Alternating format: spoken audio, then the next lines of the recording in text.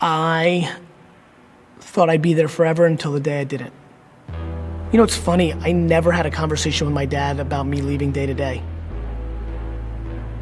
It just kind of happened. It was like crazy to think about. It was also a time where, probably the toughest time in my career was when my dad and I weren't clicking. There was a point where the business got so big and I was getting the credit, and I was starting to get the credit in the press. And I feel like I could have done a better job of giving my dad more credit, but I think at some level, I was struggling subconsciously without even realizing it that I owned nothing of it.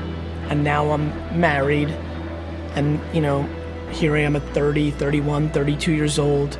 I'm not paying myself a lot of money at all. You kind of wake up and you've put, you know, a decade of 15-hour days, 360 days a year into something. You've built something and watched it grow from 4 to 60 million in revenue, and you've never really made more than $150,000 a year.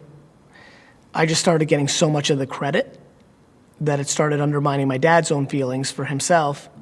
It's almost like he was getting wiped out of history, and it was an interesting, difficult time. What it took for me to get out of that moment was the ability to start over.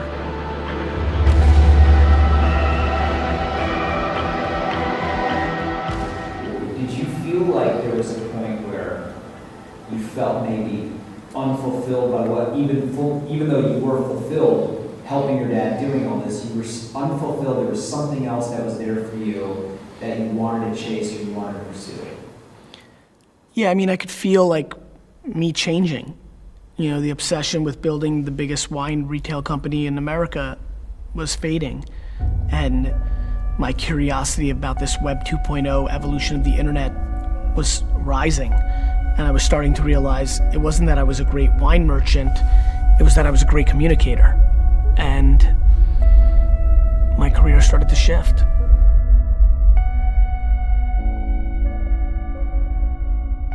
At some level, you don't realize when something's dying down when you're in it, and I didn't realize how much fire something new and fresh and wide open and so grand.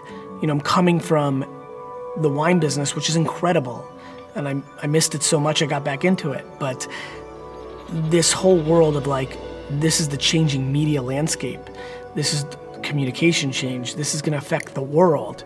I often use the analogy of a lightning bug that just goes to the light and gets zapped. I always wonder, does that bug know that they're about to get zapped, but they just can't help it? There's an enormous sense of destiny that runs through my body. You know, I just feel it. The most important thing I think about when I think about getting to happiness is not so much owning anything, it's the ability to not hear anything but yourself. There's nothing more powerful than when everything gets quiet and the only thing that penetrates is your own voice, and that voice isn't judging you.